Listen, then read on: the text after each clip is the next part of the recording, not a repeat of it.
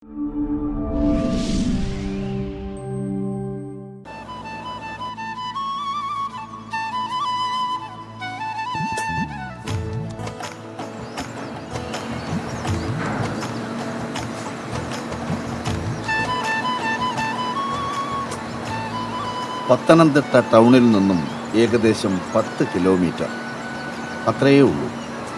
ശബരിഗിരിയുടെ വന്യവും വിശുദ്ധവുമായ വഴി കോന്നി. ഇവിടെയാണ് ആ ആനത്തറവാട്.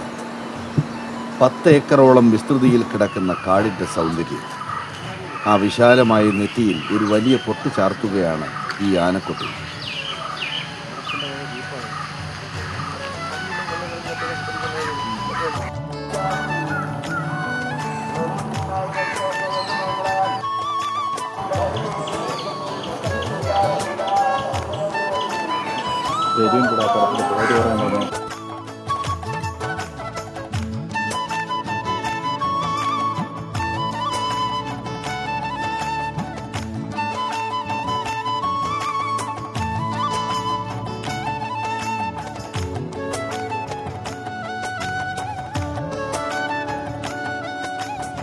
കാട്ടിലെ വഴക്കങ്ങളിൽ നിന്നും നാട്ടുവഴക്കങ്ങളിലേക്ക് ആനകളെ പരിശീലിപ്പിക്കുകയാണിവിടെ.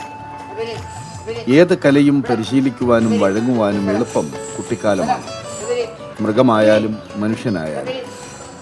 അങ്ങനെ കുട്ടിയാനകളെ പരിശീലനത്തിലൂടെ ഇണക്കിയെടുക്കുകയാണ് ഈ കൂടുകൾ.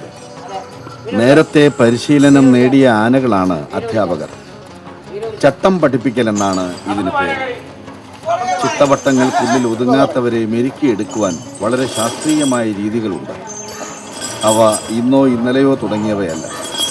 100 വർഷത്തിലേറെ പാരമ്പര്യം അവകാശപ്പെടുന്ന ഈ സ്ഥാപനം തന്നെ അതിന് സാക്ഷ്യം പറയുന്നു.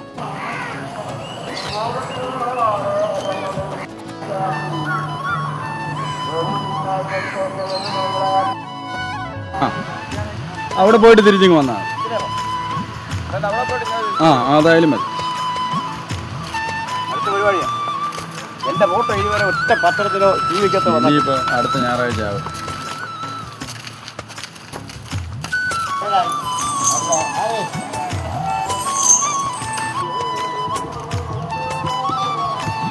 ആനക്കൂടിൻ്റെ അളവ് ഇങ്ങനെയാണ്. നീളം 12.65 മീറ്റർ, വീതി 8.60 മീറ്റർ, ഉയരം 7 മീറ്റർ. തമ്പകം എന്ന തടി കൊണ്ടാണ് ഈ കൂടുകൾ നിർമ്മിച്ചിരിക്കുന്നത്.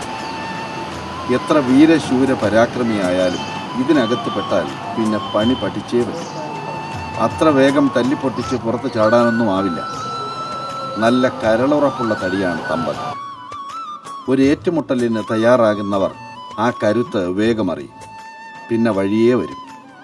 കാട്ടിനുള്ളിൽ ഉപേക്ഷിക്കപ്പെട്ട നിലയിൽ കണ്ടെത്തുന്ന ആനകളെയാണ് പ്രധാനമായും ഇവിടെ കൊണ്ടുവന്ന് മെരുക്കുന്നത്.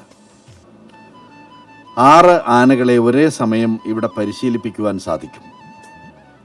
1942 ഈ ആനക്കൂടുകൾ തയ്യാറാക്കിയത്. വാരിക്കുഴികളിൽ വീഴ്ത്തിയാണ് ആദ്യകാലങ്ങളിൽ ഇവിടെ ആനകളെ പിടിച്ചിരുന്നത്. അത് 1810 മുതൽ 1977 വരെ തുടർന്നു. പിന്നീട് അത് നിയമം മൂലം നിർത്തലാക്കി. മുണ്ടോമൂഴി, മണ്ണാറപ്പാറ, തുറ എന്നിവിടങ്ങളിൽ നിന്നായിരുന്നു ആനകളെ പ്രധാനമായും പിടിച്ചിരുന്നത്. കോന്നി ആനക്കൊട്ടിൽ ഇന്നൊരു ടൂറിസ്റ്റ് കേന്ദ്രം കൂടിയാണ്. വനം, ടൂറിസം വകുപ്പുകളുടെ നേതൃത്വത്തിലാണ് പദ്ധതികൾ നടപ്പിലാക്കി വരുന്നത്. പ്രകൃതിയോട് ഇണങ്ങി നിൽക്കുന്ന ആകർഷണ പാക്കേജുകൾ, ഒപ്പം നാട്ടുകാരുടെ സഹകരണം.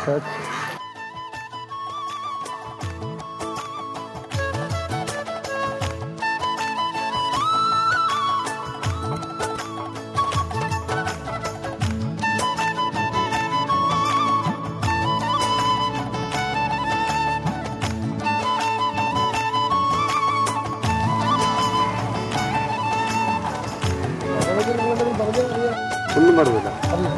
നമ്മളെ പറക്കി വരും, ഈ മക്കളെ കെടുത്ത് വരില്ല, സാധനം എല്ലാം പറക്കി വരും.